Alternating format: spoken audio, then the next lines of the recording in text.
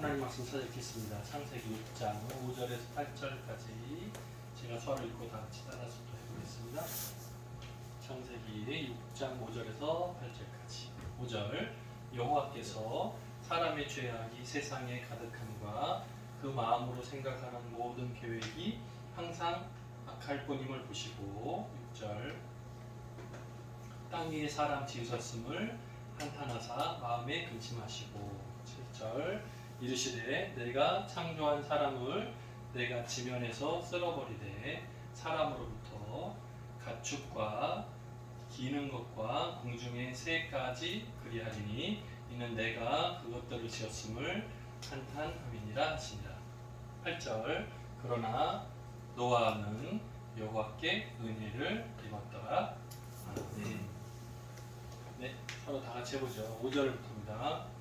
시작. 여호와께서 사람의 죄악이 세상에 가득함과 그 마음으로 생각하는 모든 계획이 항상 빠른가요? 악할 뿐임을 보시고 6절 땅 위에 사람을 지었음을 한탄하사 마음에 근심하시고 7절 이르시되 내가 창조한 사람을 내가 지면에서 쓸어버리되 사람으로부터 가축과 기는 것과 공중의 새까지 그리하리니 이는 내가 그것들을 지었음을 한탄함이니라. 치니라. 8절 그러나 노아는 여호와께 은혜를 입었더라. 아멘. 옆에 앉은 분들 인사할까요? 잘하셨습니다. 만나서 반갑습니다. 네, 오늘 말씀의 제목은 은혜를 입은 사람이라는 제목으로 함께 은혜 나눠보고자 합니다. 은혜를 입은 사람 그대로 읽으면 은혜를 입은 사람 이렇게 되겠죠. 은혜를 입는 게 이상하죠, 그죠? 이거는 옷을 입을 때 하는 동작이니까 은혜를 받은 사람 정도가 어울릴 것 같습니다. 은혜를 입은 사람. 은혜라는 수어 단어를 풀어보면 이렇게 나눠져요. 사랑이라는 단어하고 받다. 사랑, 도움받다. 사랑이죠. 그래서 은혜라는 단어는 사랑을 주는 것이 아니고 받는 거예요. 도움받는. 도와주다, 도움받다. 사랑으로 받다는 뜻이 함축되어 있는 것이 은혜입니다. 은혜. 은혜는 이렇게 사용하지 않아요. 혹시 은혜를 주다를 이렇게 써보신 적 있어요? 은혜를 주다. 은혜를 주다. 은혜를 주다. 써본 적이 없어요. 그죠? 진찰은 어때요? 진찰. 진찰 같다. 진찰하다. 써봤어요? 진찰하다? 봤어요? 해본 적이 없어요. 제가 의사인 적이 없기 때문에. 네. 의사 선생님 오시면 혹시 물어봐야 되겠네. 네, 연구가 필요해요. 수어 단어에 보면 수동, 받기만 하는 형태로 사용되는 수어 단어가 몇 개 있는데 그 중에 여기 들어가요. 은혜. 왜냐하면 은혜는 받는 거니까. 주는 것이 아니니까요. 신기하죠? 하나님의 은혜는 받기만 하는 거예요. 부모님의 은혜는 받기만 하는 거예요. 스승의 은혜는 받기만 하는 거예요. 학생이 막 커가지고 선생님을 가르쳐요? 아니요. 그거는 어렸을 그 시간에는 그걸 되돌릴 수 없어요. 부모님보다 자녀들이 더 커가지고 부모님을 앉혀놓고 아들이 막 가르쳐요? 아니에요. 그거는 시간이 지났을 뿐이지만 부모님의 은혜 주신 것은 그 어린 시절의 그 은혜는 다시 되돌릴 수 없어요. 그래서 은혜는 받기만 하는 거예요. 자, 아담과 하와의 범죄가 있었습니다. 이제 차례대로 보죠. 에덴 동산에서 쫓겨났어요. 그때 이후로 뭐가 생겼어요? 원죄가 생겼어요. 그죠? 원죄 이렇게 되잖아요. 원죄가 생겼어요. 그 이후로 죄가 전가되기 시작하니까 세상에 태어나는 모든 사람은 죄인으로 출생을 합니다. 그래서 가인과 아벨 사이에서 문제가 생기죠. 그래서 결국에는 가인이 아벨을 쳐 죽여버립니다. 네, 그 사건이 생기죠. 그리고 아벨 죽고 그 대신에 셋이라는 자녀를 주세요. 그리고 가인도 후손이 생기고 셋도 후손이 생겨요. 근데 셋의 후손들 중에 보면 에녹의 행동이 나오는데 그 중간에 보면 무두셀라를 낳은 후 뭐라고요? 우리 지난주에 봤던 내용이에요. 300년을 하나님과 동행하며 끝 하면 좋은데 300년을 하나님과 동행하며 뭐라고요? 자녀 하나만? 아니고요. 자녀들을 낳았어요. 300년 많이 낳겠죠. 1년에 하나씩만 낳았어도 네. 왜? 막을 수 없으니까 네. 땅을 정복하라, 땅을 다스리라, 땅에 충만하라. 하나님 복을 주셨으니까 아마 매년 나왔을 것 같아요. 아마 잘 나오면 1년에 둘도 나왔을 것 같아요. 잘 모르지만 이 당시의 족보들을 보면 세세 후손들의 족보를 보면 우리가 무두셀라도 마찬가지인데 나이가 969세잖아요. 근데 중간에 뭐 예를 들면 180세부터 자녀를 낳기 시작해서 쭉 몇 살 살다가 죽었다 이렇게 나오잖아요. 그 사는 기간 동안에 자녀들을 낳았으며 라는 표현이 나와요. 제가 이렇게 쓰는 이유는 숫자가 많아서 자녀들을 낳았으며 나와요. 하나만 낳았다가 아니고 그러니까 대표적인 족보는 이름이 하나씩만 들어가지만 실제로 자녀들을 많이 낳았다라는 증거가 계속 나와요. 족보에서 계속 나와요. 네. 그냥 우리가 그냥 무심코만 읽으면 누구 아들 누구 이렇게만 기억하는데 사실은 여기 족보에 드러나지 않는 수많은 사람들이 가득했을 거라는 추정을 가능케 합니다. 그 다음에 에녹이 아까 여기 있었죠. 에녹의 아들이 무두셀라, 나이가 969세까지요. 가장 오래 산 사람으로 성경에 나오죠. 그 다음이 라멕, 그 다음이 노아예요. 오늘 말 나오는 노아. 노아를 낳을 때 노아의 이름을 성경이 설명합니다. 수고롭게 일하는 우리를 이 아들이 하리라. 뭐예요? 여기 들어간 단어가 미리 좀 찾아봤어요? 7, 8을 미리 갖다 놓으면 잘 썼다 하는 게 아니고 읽어볼 거 아니에요. 그죠? 찍어가고 가시던데? 이거 찍어가면 뭐예요? 아, 보관 끝. 내 거야 이제. 아니잖아요. 찍었으면 읽어봐야 될 거 아니야. 읽어봤어요? 괄호가 있으면 찾아봐야 될 거 아니에요. 아무도 찾아보지 않아. 아, 목사님이 채워주겠지 아마. 찾아봤어요? 아, 맞출 수 있겠어요? 문맥을 전체를 읽으시면 대충 이제 감이라 그러죠. 어떤 느낌의 단어가 들어가겠구나 하는 걸 알아볼 수 있어요. 위에 뭐라고요? 수고롭게 일하는 우리를 이 아들이 이제 해줄 거다. 뭐예요? 뭐 같아요? 이게 이제 연세가 좀 높으신 부모님들 같으면 네? 인도 같아요, 원사님. 인도 나쁘지 않은데요. 자, 수고롭게 일을 많이 했어요, 우리가. 고생을 많이 했어요. 근데 이 아들이 딱 태어나고 야, 이제 좀 어떤 느낌? 이 수고가 좀 그치고 좀 이제부터 고생 끝, 행복 시작 뭐 이런 느낌이잖아요. 그죠? 그러니까 여기에 그런 느낌이 들어와야 돼요. 지금까지 우리가 수고를 많이 했으니까 뭐예요? 정답은 축복?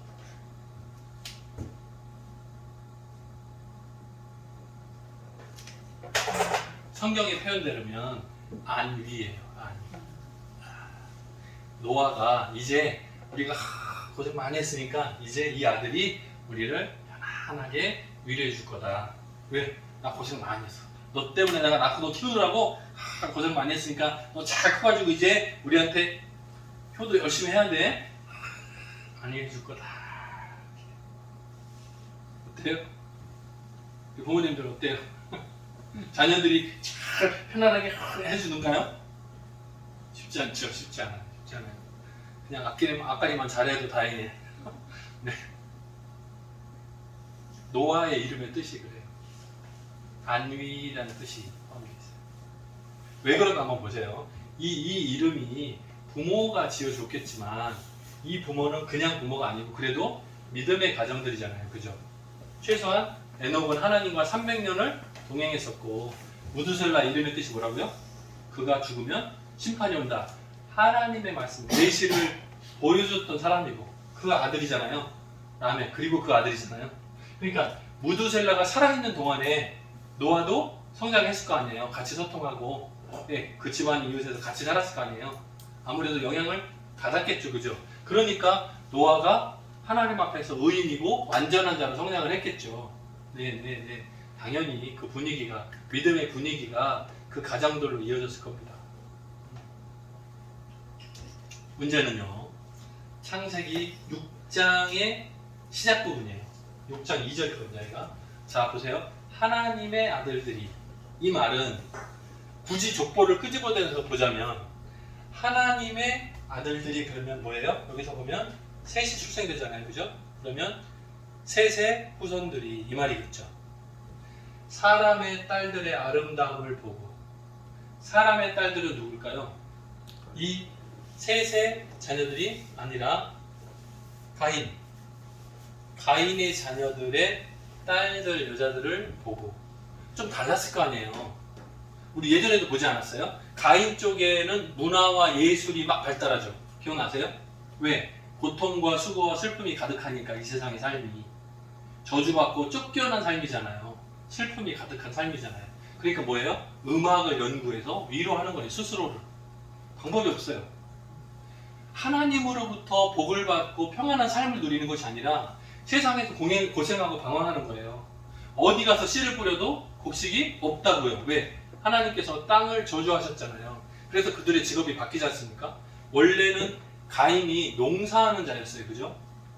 어떤 한 곳에 정착하고 풍요롭게 사는 직업을 가졌었어요. 그런데 아벨을 죽이고 쫓겨난 이후에는 뭐라고요? 유리하며 방황하는 자. 그래서 그들의 직업이 뭘로 바뀌어요? 목축하는 자가 되잖아요. 그러니까 그들이 가지고 있는 것들이 돌아다니는 직업. 그러니까 강해야 되니까 철을 연구하고 날카로운 기계를 갖게 되고 자꾸 돌아다니니까 보는 것들이 많고 그러니까 음악과 문화 뭐 이런 예술 이런 분야에 빠져들죠. 조금 비유가 적절치는 않지만 사람의 중심의 문화가 발달하면 그곳은 인본주의 중심이 돼요. 자, 셋의 후손들은 하나님 안에서 성장했을 거란 말이에요. 그러니까 여기 있는 표현대로라면 믿음 안에서 서로 성장하는 사람들. 이게 지금의 교회도 비슷할지 모르겠어요. 비슷한 부분이 있어요. 보세요. 하나님의 아들들이 여기 딸들은 없으니까 아니 똑같아요. 사실은 하나님의 딸들이 나쁜 오빠들을 보고 똑같은 얘기예요. 다르지 않아요. 남자 여자를 섞어도 마찬가지예요.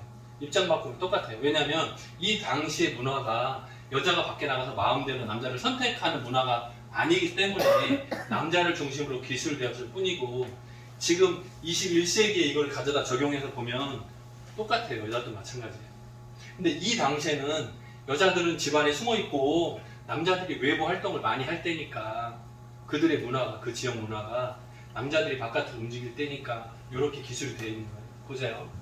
하나님의 아들들이, 다시 말하면 셋의 후손들이, 하나님을 잘 섬기는 남자들이, 사람의 딸들, 가인의 후손들의 여자들의 겉모습, 아름답고 꾸미고 막 이런 모습을 보고 뿅 간 거예요. 그러니까 자기들이 좋아하는 모든 여자로 아내를 삼는지라. 여기도 좋고 여기도 좋고 여기도 좋고. 왜? 그들의 문화가 열려있는 거예요. 굉장히 좋은 것처럼 보이죠?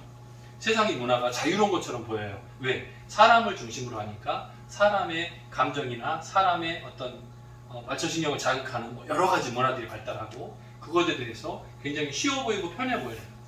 서양의 문화들이 지금 그렇죠. 동양의 문화들은 조금 폐쇄적이잖아요. 그죠? 집안 중심이고. 근데 서양의 문화들은 좀 바깥으로 막 활발하게 움직이는 게 많잖아요. 마찬가지입니다. 이것이 타락의 시작으로 보여져요. 요 얘기가 기술되고 그 다음 나오는 내용이 뭐냐면 이렇게 나와요. 사람의 죄악이 세상에 가득함을 보고 그 마음으로 생각하는 모든 계획이 항상 악함을 보고 하나님께서 마음에 한탄하사. 오늘 본문 내용 나옵니다. 그러니까 요 내용이 나오고 그 다음에 이게 이어져요. 처음에 시작이 이게 따로 잘 됐으면 어느 정도 시간이 더 갔을지 모르겠는데, 네. 가인의 후손들과 셋의 후손들이 서로 섞이기 시작하는 거예요. 그때 죄로 물드는, 세상이 죄로 가득한 모양들이 나오기 시작하는 거예요.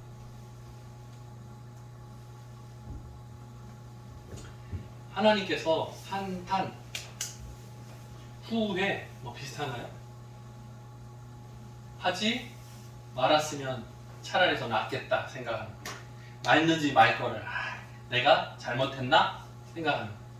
이게 하나님의 마음을 표현하기가 어려운 거예요. 왜? 하나님은 신이시니까 사람이 아니잖아요. 존재가 다르니까. 그래서 이거를 신학적인 용어로 여러 번 말했는데 아실걸요. 이제 하도 얘기해서 신인 동영론 혹은 동영설 이렇게 얘기해요. 하나님과 사람을 똑같이 놓고 설명하는 거예요. 이해하기 쉽게. 그러니까 우리가 찬양 가사 할 때도 나와요. 얼마나 아프실까 하나님의 마음은, 이렇게 나와요. 하나님 마음이 아파요? 하나님이 인간의 감정이 있어요? 없다고 해서 죄송합니다. 근데 하나님하고 사람은 감정 달라요. 하나님은 변덕스러운 분이 아니에요. 오늘도 그 세례교육 할 때 나왔는데 하나님은 변함없는 분이에요. 하나님은 모든 것을 알고 계신 분이에요. 사람을 만드시고 에덴 동산에서 아담을 쫓아내실 때, 하나님께서 아담을 쫓아내실 때 이미 이들이 바깥으로 쫓겨나고 나면 어떻게 타락할지를 미리 알고 계셨을 거예요. 그러니까 창세기 3장 15절에 이미 여자의 후손 예수 그리스도를 미리 계시해 보여주신 거죠. 이미 하나님의 큰 계획은 이미 있어요. 왜? 사람을 에덴 바깥으로 쫓아내고 나면 자연스럽게 타락하고 죄를 범할 것을 뻔히 알고 계셨을 거예요. 그런데 여기서 갑자기 만들지 말걸 아니라고. 이건 사람이 이해하기 쉽게 바꿔서 쓰신 거라고. 사람이 읽으면 하나님이 한탄하고 근심하셨다. 그죠? 하나님은 한탄하고 하지 말 걸 후회하고 하는 모습이 하나님께는 없어요. 이건 사람한테 나오는 건데 우리가 하나님 이해하기 어려우니까 뭐라고요? 사람이 이해하기 쉽게 하나님을 사람처럼 예를 들어 설명하는 거예요. 우리가 꽃을 딱 꺾으면 아프겠다. 시에서는 허용을 하죠. 그죠? 그죠? 꽃이나 나무를 아프게 하지 맙시다 이렇게 나오잖아요.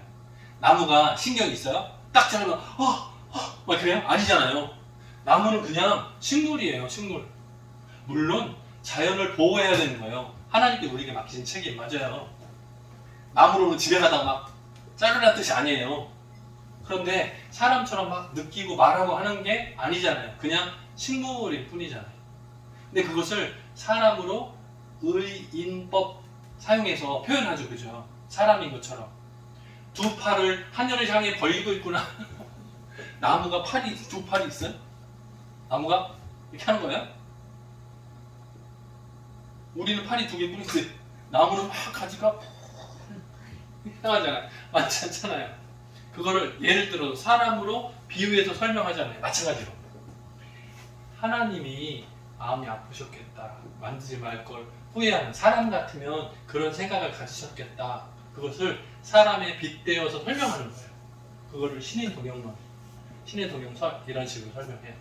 자, 하나님께서 한탄 사람이라면 아마 이런 말이에요. 근심, 내가 창조한 사람을 지면에서 쓸어버리되, 다 죽인다는 뜻이에요. 이렇게 쓰는 게 아니고 쓸어버리되. 뭐라고요?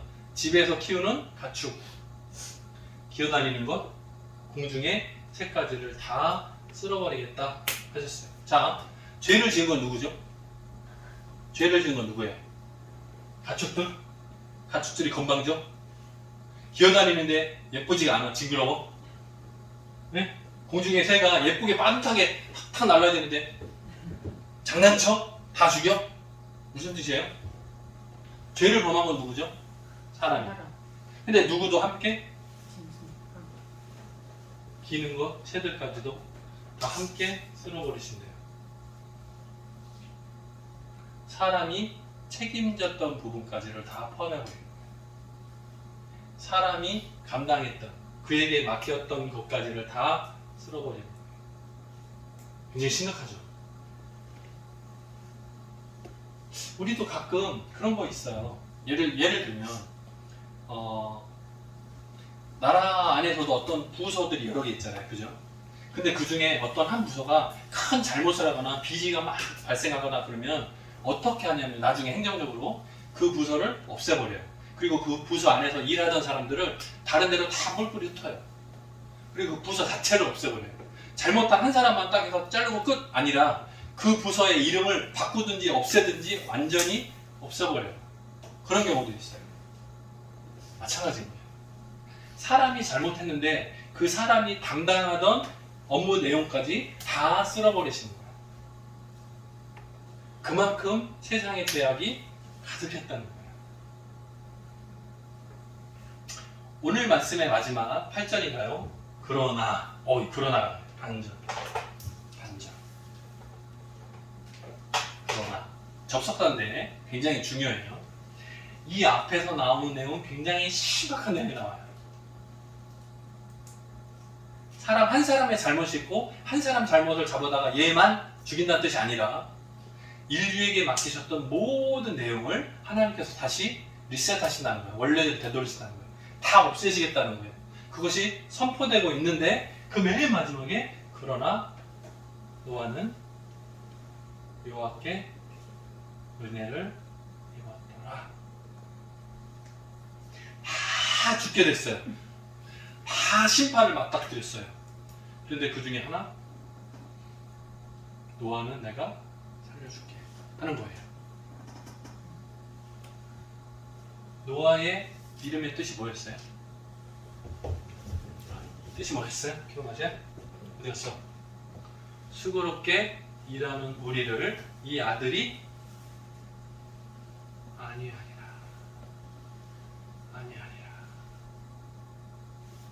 힘들고 어려움을 딱 만났어요. 다 망했어요. 다 죽는 줄 알았어요. 이제 끝인 줄 알았어요. 어휴, 다행이다. 하나는 살려주신다. 어휴, 완전히 끝이 아닌 거예요. 다행. 만약에 여기서 끝 했으면 우리는 성경 읽기가 편했을 거예요. 창세기 1장부터 읽다가 6장 끝! 와! 성경 읽기가 하루에도 한 번씩 여러 번 읽을 수 있어요. 물론 우리가 없었겠죠. 존재하지 못했겠죠. 근데 노아에서 역사가 멈추지 않고 계속 허락된 이유가 안위가 됩니다.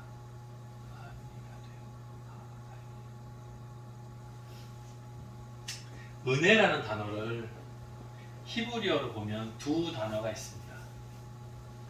하나는 헨이라고 발음하고 하나는 헤세드라고 발음합니다. 들어본 적 있죠? 없어요? 처음 봐요? 다행입니다. 안위가 됩니다. 자, 보세요. 자, 이거 거꾸로 쓰는 거 아시죠? 또 히브리어 잘 안 빠지네. 자, 헨이라고 하면 이렇게 이쪽을 쓰는 거예요. 헤세드는 헤세드 이렇게 쓰는 거예요. 나란히 써니까 이상한데? 어쨌든 이거 똑같은 건데요. 이게 H예요. 영어로 치면 발음으로 H고 요게 N이에요. 요거는 H고요. 요거는 S고요. 요거는 D예요. 그래서 헤세드 이렇게 읽어야 돼요. 반대로. 여기는 헨 이렇게 읽어요. 제 기억이 정확하진 않지만 아마 여기는 콧구멍이 2개고 여기는 3개씩일 겁니다. 아마 이렇게 일 거예요. 점이 중요해요. 점이 아야 어야 모음이에요. 모음 점이 헨이라고 읽고 헤세드라고 읽어요. 근데 이것도 은혜고 이것도 은혜예요. 똑같이 은혜인데 느낌이 조금 달라요. 오늘 그러나 노아는 여호와께 은혜를 입었더라 할 때는 이거 둘 중에 뭘까요? 위에 거예요. hen이에요. hen. 네. 우리는 보통 헤세드라는 단어가 좀 익숙하게 기억에 남아 있을 것 같아요, 여러분 기억에. 자, 그런데 헤세드는 굳이 이 둘을 좀 설명을 해보자면 hen이라는 단어 은혜는 바르게 좀 잘했을 때, 모범적으로 좀 잘했을 때, 상까지는 아닌데 어쨌든 잘했다고 칭찬받는 수준에 이르는 그거를 hen으로 표현해요. 헤세드는 언약관계. 내가 너에게 이렇게 해주겠다. 이게 일방적일 수도 있고요. 네, 그 법이나 언약이 일방적일 수도 있고, 원래 본성이, 이제 하나님의 본성이겠죠. 하나님의 본성이 은혜로우시며 할 때 하나님 거. 우리의 행동하고 관계없이, 내가 죄가 있고 없고 관계없이 하나님께서 나에게 은혜를 베풀어 주신다 할 때는 헤세드예요. 헤세드예요. 내가 잘했기 때문에 하나님께서 내게 은혜를 부어주신다? 그거는 hen이에요. hen이에요. 내가 잘못했음에도 불구하고 나를 위해서 예수 그리스도를 이 땅에 보내셔서 나를 구속해 주신다 할 때는 헤세드예요. 좀 다르죠. 이게 나중에 헬라어로 가도 둘로 똑같이 나뉘어요. 이런 식으로 표현이 돼요. 달라요. 똑같아요. 예를 들어볼게요. 이 두 단어가 모두 사용된 성경 구절을 찾아왔어요. 저 보세요. 이거는 요셉의 이야기인데요. 요셉이 여호와께서 요셉과 함께 하시고 그에게 hen을 더하사, 인자를 더하사, 간수장, 감옥을 지키는 간수장에게 은혜를 받게 하시매.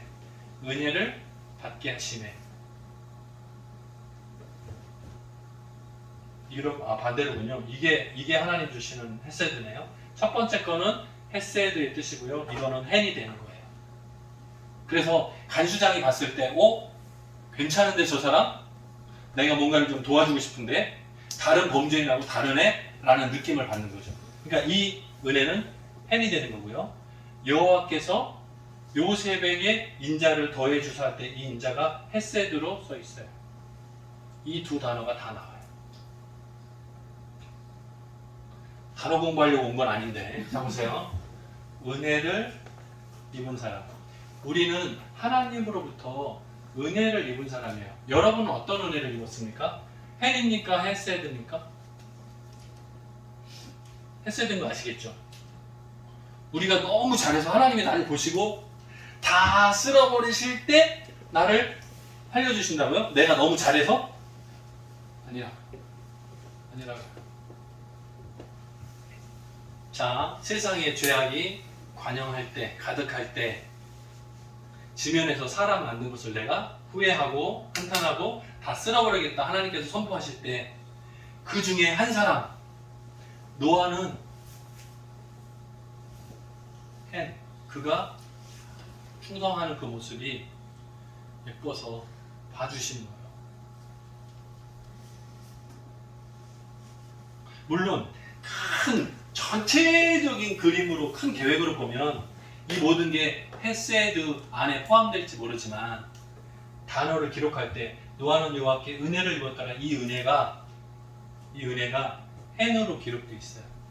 그러니까 노아가 그만큼 완전하고 바른 삶을 살았다는 거예요. 그 당시 상황에 노아가 전혀 흠이 없이 죄가 하나도 없기 때문에 구원한다는 뜻이 아니에요.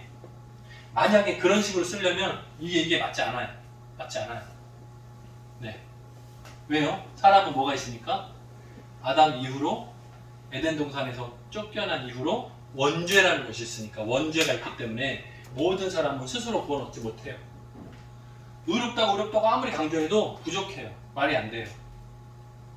그런데 노아의 삶이 세상의 그 어두컴컴한 죄악이 가득한 그 모습과 비교할 때 노아가 다 쓸어버리는 아까운 존재인 거예요. 그래서 이에게 아끼는 거예요. 다시 시작할 수 있는 씨앗을 남겨주신 거예요. 그것을 노아가 감당하게 된 거예요. 이 부분은 나중에 헬라어 이 비슷한 은혜 단어와 짝을 이뤄서 한 번 더 설명할 기회가 있을 것 같습니다. 우리가 하나님으로부터 헤세드의 은혜를 받았어요. 내가 잘해서 내 자격 때문에 받는 것이 아니라 공짜로요. 조건 없이요. 내가 잘했기 때문에 받는 은혜가 아니고 내가 죄 때문에 죽어야 마땅하지만 하나님의 일방적인 은혜로 언약을 따라서 주신 은혜예요. 그것이 헤세드의 은혜예요. 저와 여러분 오늘 헤세드의 은혜를 받았기 때문에 지금 이 자리에 있습니다. 저와 여러분이 이미 구원 얻은 자로서 이제 앞으로는 더욱더 해인의 은혜를 받을 수 있어야 합니다. 이해가세요?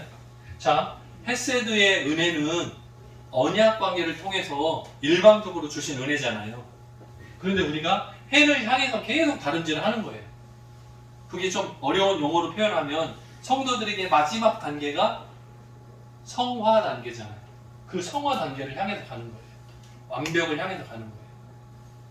그게 우리에게 맡겨진 거겠죠.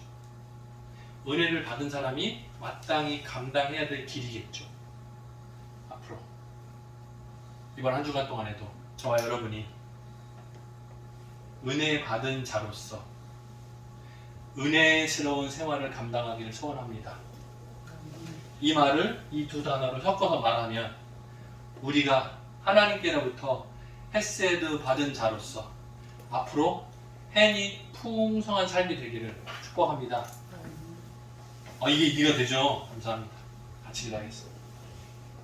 사랑이 많은 하나님 아버지 감사합니다. 오늘도 우리가 은혜를 받은 자로서 무조건적인 사랑을 받은 자로서 무조건적인 용서를 받은 자로서 하나님 앞에 예배를 올려드립니다. 우리의 마음 가운데에 노아와 같은 충성심은 아직 없습니다. 그럼에도 불구하고 우리의 마음이 흔들리지 않게 도와주시고 예수 믿는 그 믿음으로 온전히 승리할 수 있도록 도와주옵소서. 한 주간 동안에도 주님 늘 동행하시기를 간절히 소원하고 예수님의 이름으로 기도드립니다.